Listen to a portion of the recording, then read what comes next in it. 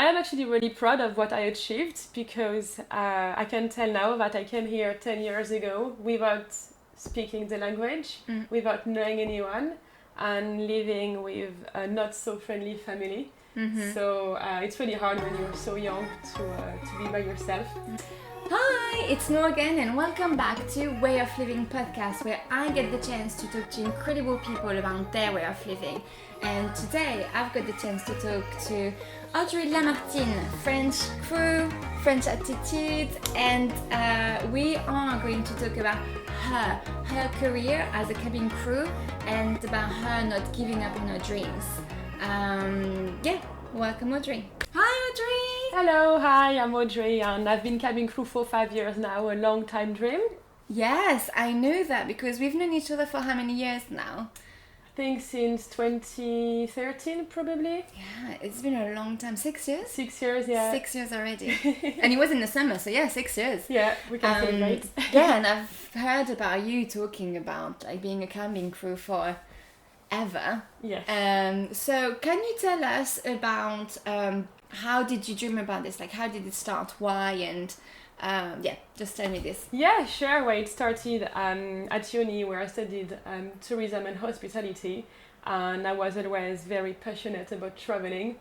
The only issue, I didn't speak English at all.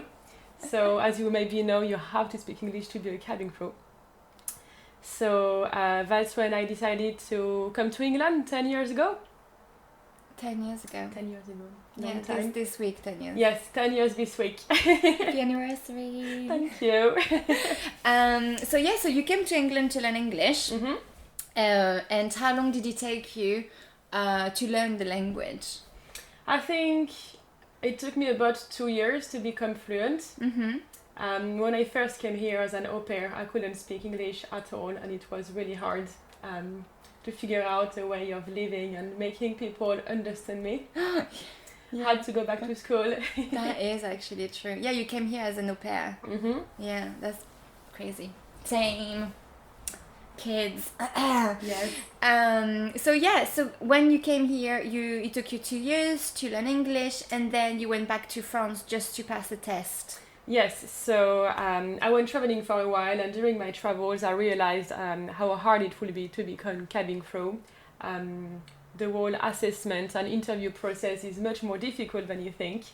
So I went to pass an exam called cabin crew attestation.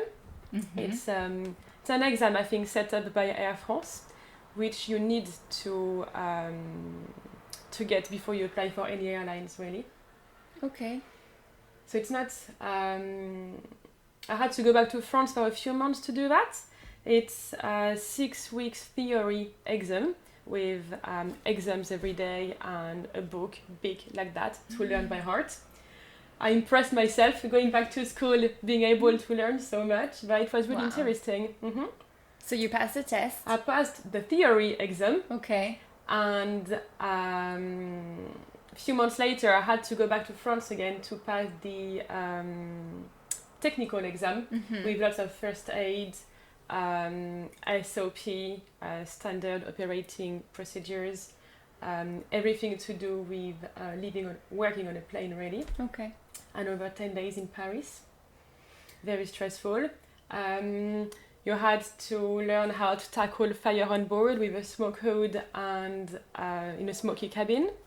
You have to learn how to swim on a raft boat, how to get people on that raft boat in a very specific way, swim with a life jacket and all sorts of things, go on a slide. It's kind of fun. It's a lot of swimming. Lots of swimming, lots of fire tackling. So you did that? I did that, yeah. So when you pass this exam, what happens next? I officially qualified as a cabin crew. The next step, applying for the airlines, and unfortunately, all of the airlines I applied for in that first year said no. Very sad, heartbreaking. But the issue for me is that I didn't have any customer service experience, so I wouldn't get a job until then. Which is why I applied for a job in a lovely gastro pub in Clapham area. In the UK? Yeah, in the UK. So that's why you came back here? Yeah, I came back here. And you just gained experience in customer service? Exactly. Hospitality? Okay. I had to. So I worked there for about a year and a half. And after that, I decided to go traveling again for another 5 months in South America. But I knew that by the time I come back, I had to apply again for the airlines. Otherwise, I would just never get my life sorted. So, like during all those years that you passed the test with the Air France exam, and then coming back to the UK and working here and kind of struggling, you know, how did you keep your head up and kept thinking, okay, I'm determined, I want to get into an airline and I want to be a cabin crew? How did you just kept going? Well, as I said, travel has always been my passion, and I knew that if you have a dream, you know, you should never give up. So the thing is, once you apply for a job with an airline, if you don't get it, you have to wait between 6 months and a year to reapply. Okay. So since I failed all of the interviews pretty much at the same time in summer 2013, I think, when I met you, I had to do something in between, in the meanwhile, and ideally in customer service. So I had the idea of working for a year in customer service and then to apply again. But another friend of mine really wanted to go to South America, and somehow she convinced me to book a trip for 5 months. So we did that. We went to, where did we go? We went to Ecuador, Peru, Argentina, Chile, Uruguay. It was amazing. But I knew that... Backpacking as well. Backpacking, yes. Crossing South America in a bus. On a bus with like just 2 girls as well. Yeah. So a bit crazy. Yeah. But we had a good time, and I thought this would be my last long travel. I should really get a job when I come back. So funny enough, I applied for the airline I'm working for at the moment when I was in Argentina, and got an interview lined up as soon as I came back. That is awesome. Yeah, so I thought it was meant to be. It was meant to be. Did you think about yourself and about your career path and while you were traveling for those 5 months? Yeah, because funny enough, I met lots of cabin crew traveling in South America as well. Really? I didn't know that. Well, lots of airline offer seasonal jobs, and most of people are unemployed in the winter. So they all go backpacking for a few months. And it was really interesting to meet them, actually. They encouraged me to go for it. Really? So it gave me confidence. You see, it was meant to be. Yes. Traveling is great. Exactly. You find yourself, you meet incredible people who actually give you the experience and insight of life. Yeah, that's great. So you came back, and did the exam that you passed back in France help you get into this airline? So it wasn't necessary to have passed the exam for this airline, but I think it did help because it showed that I had the capacity of learning fast and to work under pressure, and I already had skills to work in stressful environment, I'd said. So it definitely gave it a boost, I'd say. Yeah, but this exam was just for Air France that you passed? It's for lots of French airlines. Just for French airlines. Yes, and I recently found out that British Airways now request like another exam. Okay. I think it's very new, but I was just browsing the other day and they do. Okay. Did you have to pay for the French exam? Yeah, it's quite expensive. It's about 1,700 euros without accommodation. Oh, wow. My parents helped me. Thanks, parents. Yeah. But the one with the airline you're working with now, you didn't have to pay anything. No. It's part of the recruitment process. It's all paid for. That's amazing. See, it was meant to be, actually. Thank God you don't have to pass this test for each airline. Can you imagine? Thankfully, no. It's a long process and it's stressful, and some airlines have longer training process. So the one I work for, was only 3 weeks training, but Emirates, I think, is 9 weeks. BA is 6 weeks, Ryanair another 6 weeks.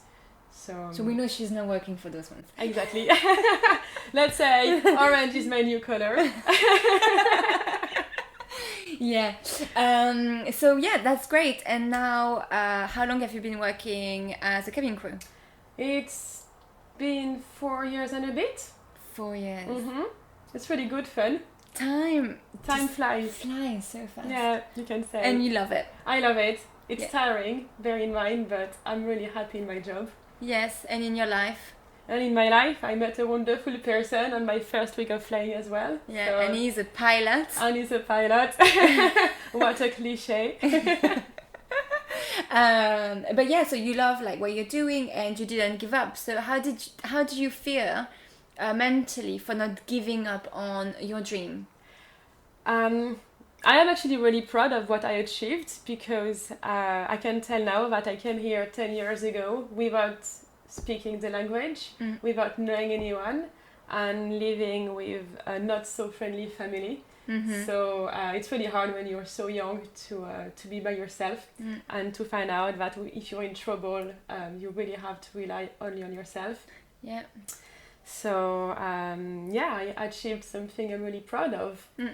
Finally. It's a bit late to create a career, but I'm starting now.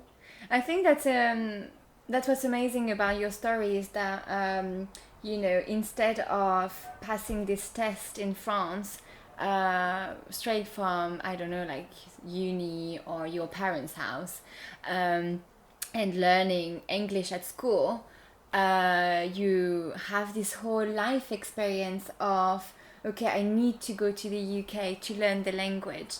Then during the exam, I need to go have some experience in hospitality. So you've done so much to be where you are today. And that's, imagine if it was someone who just stayed in France and knew English anyway and passed the exam and went to, like Air France straight away. Those two persons, you and this person, would be completely different.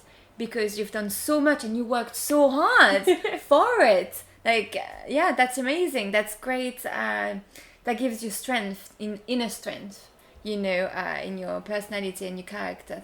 That's amazing. Oh, thanks for saying that.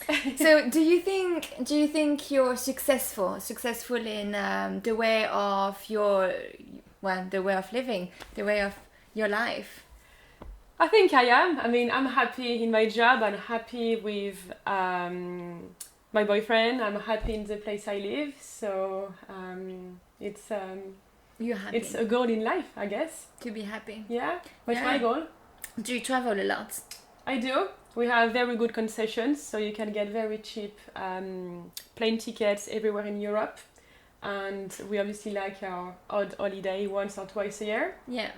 Part of my family now lives in Canada, so we go there twice a year. Yeah, both your families actually. Yeah, he's Canadian. So so that's great, and you travel around the world as well. Like, where did you go last year? Last year, where did we go? So we went to Quebec City and Manitoba. We went to Tenerife and Mauritius, and probably going to Caribbean in January this year. Yeah. So that's really nice. I don't complain. Are you travel hungry? Yes. It's the fact that because I know I am. I just want to go everywhere. But because you're always on the plane and always going to places. Because sometimes when I haven't been traveling for a while and then I see a plane. You just want to get on it. Yeah, because I know that where I live, I'm right between Gatwick Airport and Heathrow Airport. So I've got lots of plane coming. Yeah. And sometimes I'm like, oh, I just wish I could be on a plane right now and go somewhere. But because you're always going somewhere, does it gives you more hunger to actually go somewhere? It makes me want to go further away, for sure. Really? Yes. So it's obviously traveling is expensive, but we're lucky enough to have a good amount of holiday a year. Yeah. So hopefully by January I'll be flying away again. That would be great. So you give yourself like big holidays, like a big travel once a year, or? I'd say once or twice a year. Canada itself is not really a holiday because we stay with family, Yeah. so it very upset the cost. Yeah. But we try to go on a nice and sunny beach holiday once a year, usually after summer. That would be great. Oh yeah, because that during like the peak holidays, which is summer, Yeah. you work a lot, but then you have like more free time during. Yeah, so you work very hard between May and October until half term, really. And from November to March, it's very quiet. Yeah. So you have more time for yourself, Yeah. bit of pampering, Yeah. bit of holidaying. Which is good as well, is that because you have discounts to travel within Europe, you can still see your family, which they are in France, Yeah. quite often. So that's great as well. That gives you opportunities to. I actually see my family, my friends, and family more since I work with the airline than in the previous years. Yeah. So it's easy. Jump on a plane, up and off, you know. Yeah. What's the negative side of being a cabin crew? Not for your airline, not In for general. In general. It's a very tiring and demanding job. And how tiring? Yeah. Well, you can work. I mean, you might sometimes turn up at work at, let's say, 10 in the morning, and for some reason, air traffic control has an issue, or your plane goes take. I'm sure you've all been there. Or there is too many people queuing on the runway, and somehow 15 years later you go home. Wow. Yeah, so you can have some very long days. Yeah. Obviously you have to look after your passengers, so always keep smiling, even if it's not always easy. What's the worst destination to go to? I kind of know this answer. I think for me, I'd say Turkish destinations. Really? Yeah, they are very demanding flights. Really? Lots of holiday goers, and the flights itself are around 4-5 hours. Okay. So that's hard. I thought you were a long day. I thought you were going to say Ibiza. Ibiza. Oh yeah, wow. Ibiza is shorter, so yeah, you get lots of party goers in Ibiza. That's for sure. I'm going there next Saturday. Oh gosh. Looking forward to it. Where are you going next? Where am I going? I'm on standby in a couple of days, and then I'm having a long day going to Olbia in Sardinia and Isle of Man. Oh, on the same day. nice. Yeah, it's nice, just long. Oh, so you're doing two destinations in one day. Going return. Yeah. Oh wow. Yeah, so That's a long day. that's a long day. And what time do you finish your day? I think it's a 12 or 13 hours day. So you start around 10 o'clock and you finish, if you're not delayed, around 11 o'clock. That's okay, you start at 10. It's okay. It's not like you're I starting can at have 5. I can have a line. Oh Yeah. yeah, I don't do earlies. No, I don't do I earlies. don't. Alright then, well thank you so much for coming and Thank taking you. the time You're to talk welcome. about your experience. Thank you so much for watching and listening. Please subscribe if you're on YouTube. But yeah, see you next time.